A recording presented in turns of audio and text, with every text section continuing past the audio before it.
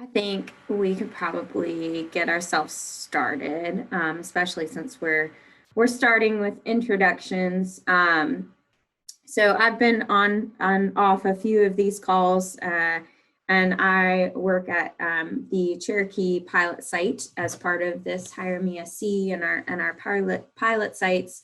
But I'm in a few other school districts as well here in the upstate, supporting some of this very similar work. But today's community of practice will be on family engagement and a lot of family connection services and what they can do for you and your families, and then some ideas of some of the work that Tracy has been doing with Mackenzie at her pilot site, and just some ways to include family connection and increase family engagement. So gonna move us right along, maybe. So I am Paige Winget Newly. I used to be Paige Maxwell. I still go by Max. For those of you that have heard that nickname, it can't leave me.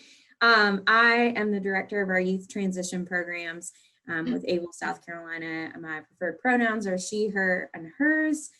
So I oversee all the programs that we have in our schools and out of schools that involve youth in some way. And it's a really wonderful job to have. And I'm going to pass it over to Tracy. Great, thanks. I'm Tracy Hayward with Family Connection of South Carolina. I'm a family engagement manager there, and I'm working with the Berkeley County team for the Hire Me SC project. I'm hoping to share with you guys today a little bit about Family Connection and what we do and how we can help your teams, as well as other families you might serve outside of your role on your teams as well. How to make referrals to Family Connection, and just maybe we can brainstorm together at the end some ideas of how we can all collaborate, or if you need more information from me, or how we can help you guys. So I already kind of introduced myself. I'm Tracy Hayward with Family Connection, and I'm in the Berkeley County area. So how I got involved with Family Connection, I have been at Family Connection for 10 years. I have 3 kids. They're 16, 14, and 10. And I got involved with Family Connection about 13 years ago when my 16-year-old son was diagnosed with autism. They gave me sort of like a pamphlet of all these brochures, totally overwhelming. But when I finally got home and looked through them, I found Family Connection's brochure. I called them up and they said, hey, do you want to talk to another parent of a child who has autism? And at first I was like, no, I don't think so. But then later I started to have a lot of questions, and I called them back and said, okay, I think I want to talk to someone else now. So once I talked to someone else there, then I started volunteering with them and been working with them for 10 years now. We can go to the next slide. So that's a little bit about me, but how about a little bit about Family Connection? We are a statewide nonprofit. We are celebrating our 30th year. We started in 1990. A group of moms, sorry dads, kind of sitting around a table at a doctor's appointment. They started looking at each other like, where do you take your child for this kind of thing? Or what has your experience been with this? And they realized that the sharing of parents between parents with these resources and support of each other was really, really valuable to them. So they started as a volunteer organization in 1990 and did all sorts of great work, and then realized, well, we need money to keep doing what we're doing. So in 2009, we received our first federal grant as the state's Healthcare Information Center, the Family to Family Health Information Center for South Carolina. And we've had that grant since 2009 and did a bunch of great work, but then, realized we need more money to keep doing more great things.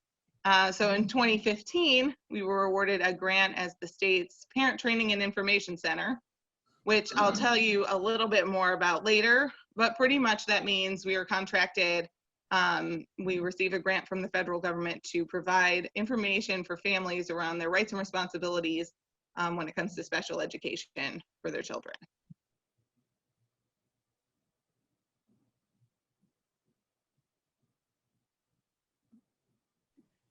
So what makes us different or unique from any other organization you might see?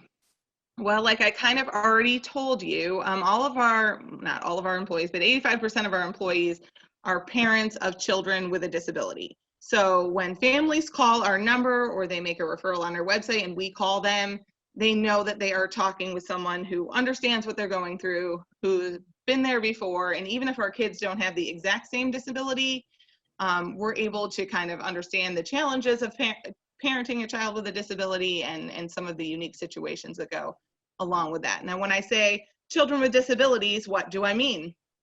Number one, we'll never turn anyone away for services if they call us, even if they don't have a child with a disability. But really what I'm saying, disabilities and special healthcare needs, is any child who might see a specialist for any kind of condition. So be that a developmental delay, an intellectual disability, physical disabilities like diabetes or asthma, which I'll talk about a little later in the presentation as well. So any of those things we can support around, provide resources, offer them support from another parent as well. And all of our services are at no cost to families. Just to give you guys a little background in our last fiscal year about some of the work we've done.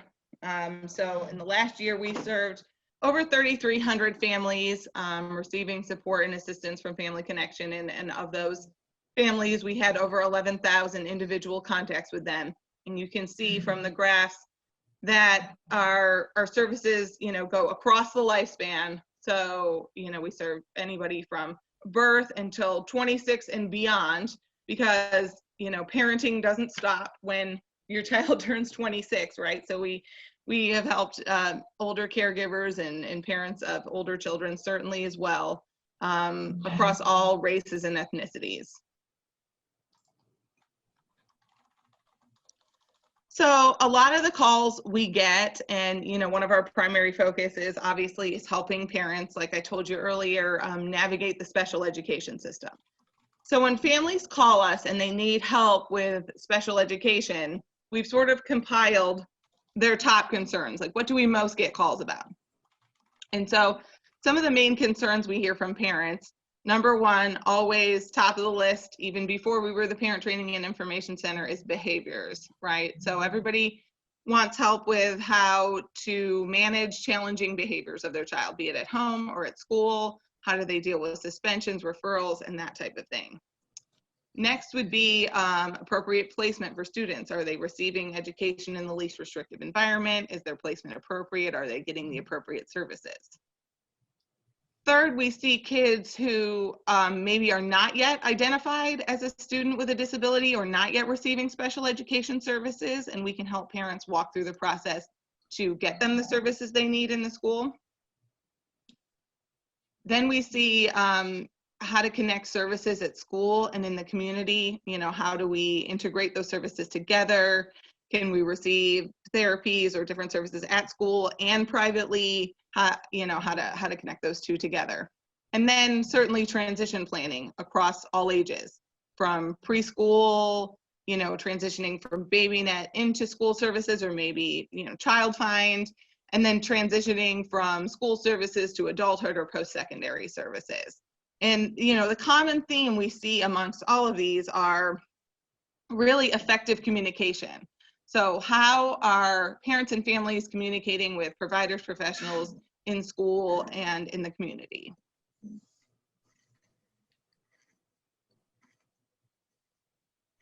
One of the things I wanted to talk about, especially since we are, most of us involved with the Hire Me SC project, is, certainly one of the big topics we help with is transition planning. So in South Carolina, transition planning starts at age 13. Are we ready as parents to hear about that at age 13? Sometimes, probably not, however. Are any of us really ever ready? But sometimes when we hit with that at the 13-year-old IEP, parents are like, whoa, I need to start thinking about that stuff now. Well, yes, you do. So we might talk about at that initial meeting the different educational tracks in South Carolina. So you've got the certificate, high school diploma, and then our new high school credential. And you may find that even though the track has been discussed at many IEP meetings, you may get to one and there may be some shock or surprise on the part of the family or the student, like, I'm not going to receive a high school diploma, or my child's not going to receive a high school diploma. What does this mean? So we can sort of help families navigate that system, understand what all the different options are, and, you know, how they may have ended up on a track, or, you know, how to transition between tracks if necessary. Another thing, a really big topic, you know, for this age group is guardianship. And I can kind of speak to this as the parent of a 16-year-old child. I'm sort of the generation where we're on the cusp of, like, when my child was small, I was told guardianship is the only option, right? There are no alternatives to guardianship. You must have guardianship of your child, or else someone will come take advantage of them, or you know, bad things will happen if you don't have guardianship. And then sort of as my child got older, I started hearing about, well, guardianship is not, you know, the only option. There are many different alternatives, some of which may be largely preferable to guardianship. You know, guardianship should be a last resort, not the first resort. So I'm glad that we've gotten to that point, but we can discuss with parents and families who may have never heard of any alternatives to guardianship, what their options are. You can see some of the options here. If you're not familiar with these, certainly we can, you know, talk offline, or after the presentation during the question section, we can talk through some of the different alternatives to guardianship. You can see supported decision-making, representative payee powers, power of attorney, different trust and savings accounts for monetary issues, and person-centered planning. So we can talk to families about the different options out there. We don't necessarily, like, physically assist with some of, like, the legal documents and that kind of thing, but we can definitely help talk families through, like, what are the alternatives? Are these options for me or my child? And, you know, what are the pros and cons? I'm going to jump in for just a second because Able partners with Family Connection on this work, and so we can also assist in this process, and more specifically with the youths themselves. So identifying some of those skills that are scary, with some self-assessments and some tools that Mackenzie will share at another one of our community of practices in the upcoming months. But really kind of working with that youth to make sure that if there are skills that parents are worried about, that they're thinking about guardianship, how can we build those up? How can we make sure opportunities to practice and learn and build those skills are available? And there's just so many things, like Tracy said, that are preferable, that are legal, and definitely legal contracts that support that independence, but also some of the safety concerns that we see a lot with education, with money, and with healthcare. I feel like those are kind of the big ones that parents always ask about. So I will hush now. You're good. Just jump in wherever. And sort of, you know, as Paige alluded to, maybe sometimes the youth are ready to take that step, whereas the parents may not be as ready. So we can, you know, kind of talk through, as parents who have been through that ourselves, supporting other parents through that process. And it can be really, really scary, especially, you know, like I said, if you've been told that you have to do this the whole time. So just talking to other parents who've been through the process already and help walking through those steps and kind of eliminating some of that fear can be helpful sometimes. Okay, so going into some of our one-on-one support programs. So most of our programs, you know, when you call Family Connection, if a family calls on their own, or you make a referral to Family Connection and we call them, which I'll walk you through the process a little later. Sometimes people have, you know, just one question, super easy. Where do I go for this? We can send them on their way with one phone call, but oftentimes they need kind of more intensive one-on-one support. So these are our one-on-one support programs. We've got the Education Partner Program. This is sort of that more intensive assistance into understanding the education process. So if someone calls and they have a really complicated case where communication is really broken down between the parent and the school, and they need help sort of resolving that, we can walk them through that process, help them understand their child's IEP, what it's saying. We can attend IEP or 504 meetings as necessary. You know, if we get into the process and realize this is something where we really need to be able to mentor some skills and parents, where we can, you know, kind of talk them through everything in the beginning, and then we kind of go into the meeting together and practice everything we've learned. And, you know, the intent of this program is to resolve disputes with the least invasive approach. So, you know, if a state complaint doesn't need to be filed, if we don't need to file a due process lawsuit, something like that, if we can resolve these issues informally, that is definitely what our goal is, and we're hoping to achieve that with our education partner program. All of the services I'm going to tell you about today, we skipped over a few slides, it's okay, don't worry, there we go, on the Latinos Making Connections. All of the services I tell you about today, and all of our services in general, are also available in Spanish. We have 5 bilingual full-time employees who work all across the state that provide every single service I'm telling you about, additionally in Spanish. We have 2 certified special education interpreters on staff. We have a dedicated call line in Spanish, so you can make the website referral and just indicate the family speaks Spanish, and then one of our Spanish-speaking employees will call them, or they can call in directly to the number and it will be answered by someone who speaks Spanish, so we don't have to worry so much about the language barrier there.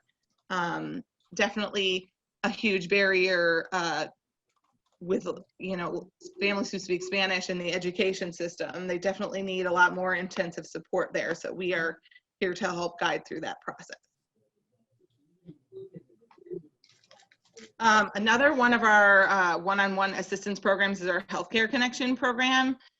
We can help families understand their health insurance options, be it Medicaid, private insurance, if they have TRICARE through military. We can help walk through any issues they might be having when it comes to services for a disabled child. Also help families applying for TEFRA. If you're not familiar with TEFRA, it is a form of South Carolina Medicaid that a child under the age of 18 could be eligible for, and it is not based on the family's income and resources. It is only based on the child's income and resources. So there is a child with a disability, they may qualify for Medicaid regardless of the family's income, but solely based on the disability determination of the child. So we can, the application for that is a lot more complicated than the regular Medicaid application, and requires a lot of kind of detailed medical records and that kind of thing. So we can help walk through that application process. The application is available for download on our website, and you know, if families have questions about that, they can certainly give us a call, and our healthcare coordinators will call them back and walk them through the entire process. I told you I'd be coming back to this, and so Project Breathe Easy is our asthma program. A lot of people aren't familiar with this as a family connection program, but this is something we do. It is completely no cost to the family. We provide a now virtual home visit for the family, pillow and mattress encasements, and we can help the families ensure that they have an asthma action plan at school. They can assist with different educational services. So if the child needs an IEP or an IHP at school, in order to have some accommodation, or 504, you know, to have some accommodations to help manage their asthma at school, we can help get that set up. Asthma is the #1 reason for school absences and emergency room visits amongst children in South Carolina. It's a huge issue that we definitely deal with here. If we can go to the next slide, I'll tell you a little bit more about the Project Breathe Easy program. It's supervised by a certified asthma educator, and all of our parent navigators in the Project Breathe Easy program have a child with asthma. So they have, you know, been through the whole process, plus they've undergone extensive professional development training to help families navigate that. And so the home visit really helps determine, you know, when you go to a doctor's office, you have a doctor's visit and the doctor asks you about different medical conditions. The doctor really only knows what you tell them. So being in a home visit, even virtually, can help our parent navigators sort of recognize where there may be triggers of asthma in the home that maybe people don't know are triggers of asthma, or they haven't told their doctor about, or, you know, identify different issues that are going on there. So if you have any families who have a child with asthma, definitely some benefits for them there, and would do well with a referral to Project Breathe Easy. So how do you make a referral for any of these services? How do you get families connected to us? Our website is the best place. So if you can direct families to our website, they can make a referral for themselves on the website. They can call our 1-800 number, which, you know, is staffed during normal business hours with a family representative. Or if you would rather make the referral on behalf of the family so that we ensure that it happens and it gets there, and just navigate to our website, and we've got 2 places on there where you can click the button to make a referral, and that will take you to another page, which I think is on the next slide. Yep, so when you go on there to make the referral, you can choose, I'm a parent and I'm contacting you, you know, about my own self and I need assistance, or I'm a professional contacting you about a family, or a self-advocate contacting you about myself. So you can choose on there, and then if you're a professional, you put in your information just in case we need to get in touch with you to find out anything else about the family, or reconnect with you if we need to. If we're not able to get in touch with the family or something like that, we can reconnect with you that way. So you put in their information there, and they should receive a call from us within 48 to 72 hours. Some other resources we have connected to our website that, you know, can be sort of hard to find on there that I want to point out is our Family Resource Portal, which is on there under the Resources tab. You can locate community resources. This is what this, along with the Your Child's Journey Begins at the bottom here, is what used to be like the BabyNet Central Directory, if you're familiar with that at all. So there's a variety of different providers on there, and if a provider's not listed, they certainly can contact us to become listed. We've tried to compile as many as we can, but you can search the statewide, county specific, disability specific, different services on there, and so we've listed some community resources. Under the Your Child's Journey Begins sections, parents can also complete an ASQ on there. So if they're concerned at all about their young child's development, they can do an ages and stages questionnaire, and then they'll be contacted by a member of our staff and, you know, possibly have a referral to BabyNet, and we can assist with that process. We also have requests from the USC virtual library. So if you're interested in researching a particular topic and you might, you know, run into some firewalls where you have to have a subscription to, say, medical journal, or you need different resources like that, you can submit a request to the USC virtual library, and the librarians there will research and get you the information you need, and they'll email it to you within just a couple of days. You check that out.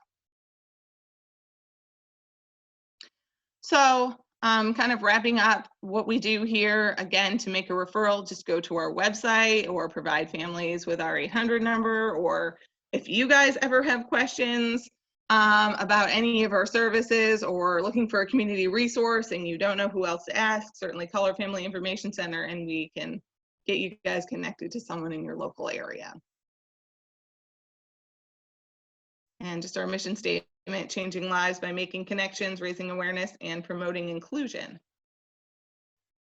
So how, you know, I've told you everything we do, so let's talk now at the end here specifically about how Family Connection has collaborated with the EFI teams across the state. And so I pulled some of my coworkers who are on some of the other teams, because I know we don't all do the same thing, and I think between us all, we've come up with some good ideas and some things that work. I think kind of a universal challenge for most of our teams is, you know, those darn consent forms, right? Getting them to sign those consent forms for DDSN and return them so that the DDSN can talk to them about the different waivers and services available. So, and I'm gonna sort of jump to the bottom here. My coworker came up with this great idea of supplying teachers with kind of this introduction letter from Family Connection, where I introduce myself as, you know, the parent of a teenage child with a disability, and ask the teachers to pass that along to families and letting them know, you know, here's my cell phone number, you can call or text me or email me anytime with any questions you have, and then sort of being able to explain the importance of signing those DDSN consent forms to them. I know teachers have a ton on their plates and they don't always have time to like explain every single thing in detail and answer all of the people's questions, and that's exactly what we're here for. So if they have questions about any of that, you know, connecting with families that way has been a way that we have been able to get some parents on board. Also, providing resources for families, considering guardianships or other alternatives, along with ABLE and the youth piece there, kind of collaborating together to help those families consider what they might be interested in. Again, that one-on-one assistance for families who may not understand the services under their child's IEP or 504, or may not fully understand what educational track their child is on, or may need help with that. Definitely we can sit down with them one-on-one and provide that more intensive support. Assistance with their Medicaid or TEFRA applications or problems they might having, or that kind of transition from children's Medicaid to adult Medicaid, SSI, and all that stuff. If they have questions, certainly we can help answer those as well. And we provide a lot of different trainings. We can provide some specific to your organization if you need, or on our website. In addition, we have general trainings listed about the educational process, about Medicaid, and different questions like that. So I'd like now if we could open it up to like questions or discussions about ways we can engage families, collaborate, or what questions you might have for me.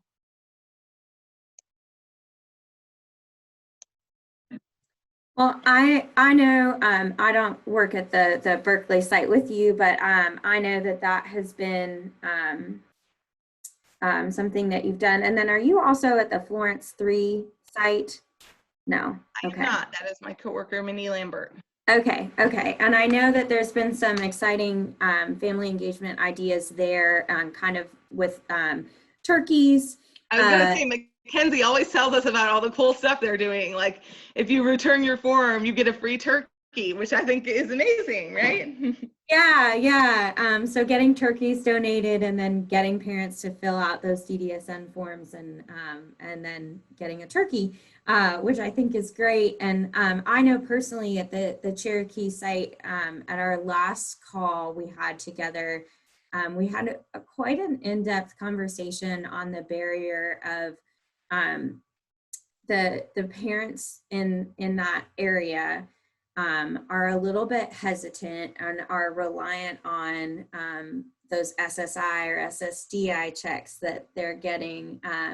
And so the idea of work just makes them panic altogether and isn't seen as an option because they're afraid that check's going to go right away. And so I know you do some assistance with some of these other systems, and ABLE and VR both have CWICs, so those certified work incentives coordinators that are through Social Security and can run all of that stuff. But I'm sure that's something that you talk with parents through at some point.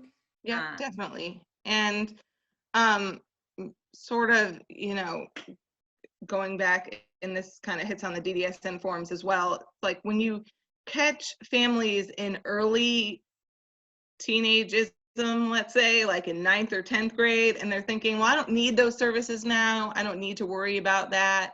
When you tell them, oh, DDSN can offer services for your adult, if they were to ever need respite or, day programs or something like that. Well, I don't need to worry about that now.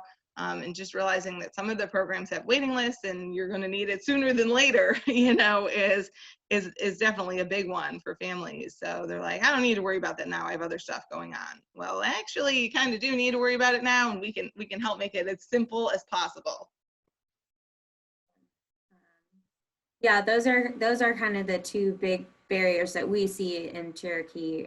Really, just that fear of losing money and then like not really understanding what it is they're signing up for years in advance because they can't see what that looks like down the road. Yeah. Does anyone else have any thoughts or ways or things that they're doing for family engagement or barriers that they're seeing?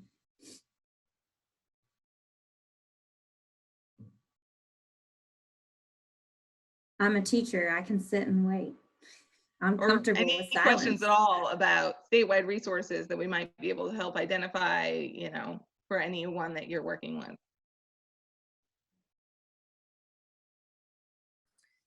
I know this new virtual world that we are in has created a lot of new barriers that obviously weren't in place in the past. And at some of our pilot sites, we have heard that connecting with parents, because we're in this virtual world and students aren't coming to school, makes connecting even more difficult. Is there any unique strategies that you have seen be really effective to connect with parents if their students aren't coming in person, or specific things that you guys are doing to make sure parents are getting the word out about family connections? So one of the things that we actually just launched, and I'll see if I can put a link in the chat box to it, is, and this is kind of related to this, is our new resource ordering page. So families, professionals, or whoever can order things like brochures and booklets off of our website. But more than that, families can also go there and just put in their email address for a free download, and we'll send them an email of our different tip sheets on different resources that are available, different ways to strategize with schools. So kind of having those digital resources at our fingertips, has definitely been helpful in engaging more people that way.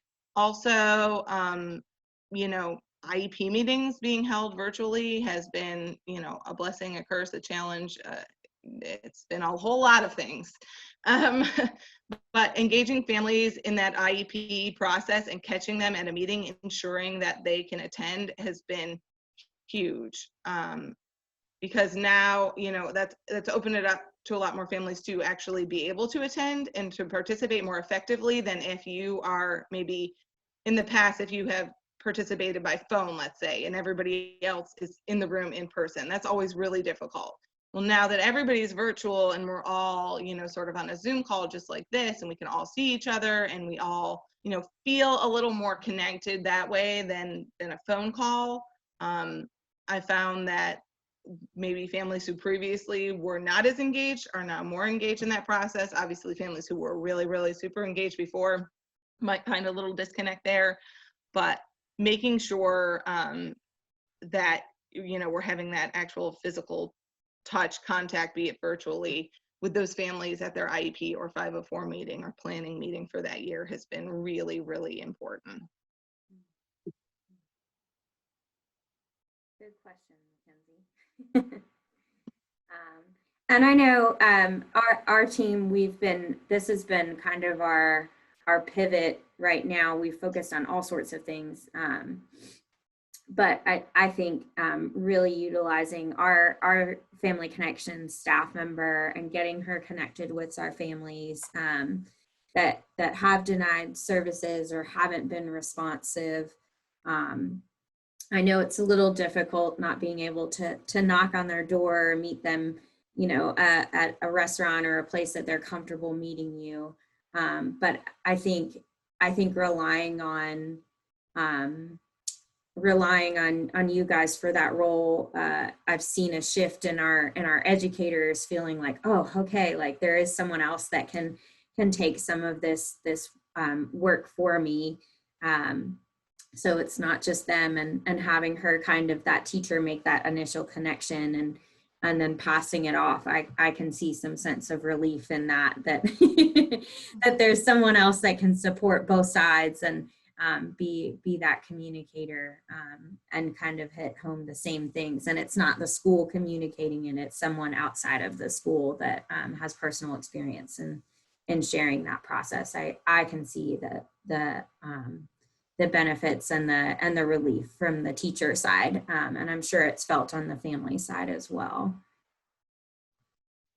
And I've also found sort of maybe surprisingly so in some cases, that even students who are on a virtual learning platform, be it by choice or by, that was the only option, the parents and the families are still sort of craving that human contact type of thing. So they're, utilizing your Family Connection representative to maybe connect with different community events that are going on in the community that may involve, in-person events or contact. I think it could be really important for families who are just kind of, after this whole long time, just seeking some type of personal connection, because this is really really this whole situation has added to isolation, not just for students, but for families as well. Like, you know, that natural networking that we used to have where, you know, three moms are sitting around a doctor's office discussing the different services they've received for their child, which is the very, you know, nature of our organization, is not happening anymore. So, you know, connecting families with some of those in-person events that are still maybe happening in your area, and your representative should be, you know, aware of those. We also try and list those on our website when we can, or even virtual different support groups and things like that. So connecting to that sort of natural support network of just families talking together. Yeah, that's so great. Does anyone have any thoughts, questions, barriers they're seeing, things that you're doing, resources you're looking for?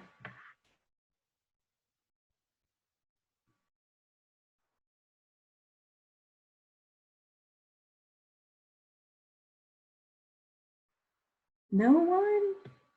I don't believe that.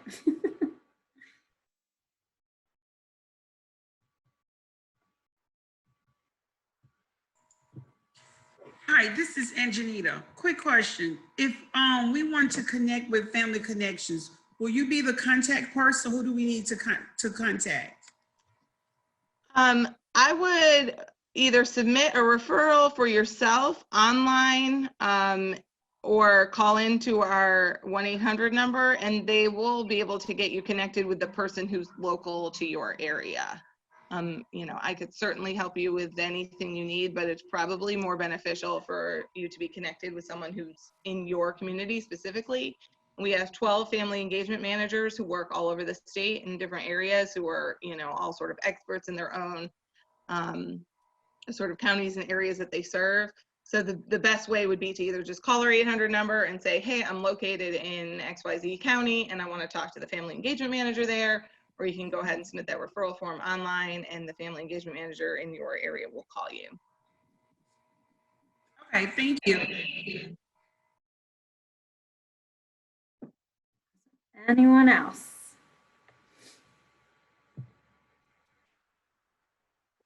All right, I'm gonna move us along then. So Mackenzie will drop this survey link in the chat for y'all.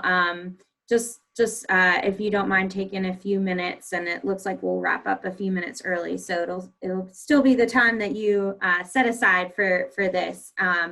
But just letting us know feedback so that we can improve and continue to make sure that we're sharing all the information that you're looking for. This is kind of a blanket survey, so it's going to ask for what training did you attend. So if you'll please choose the Hire Me SC Community of Practice for today's date, February 11th.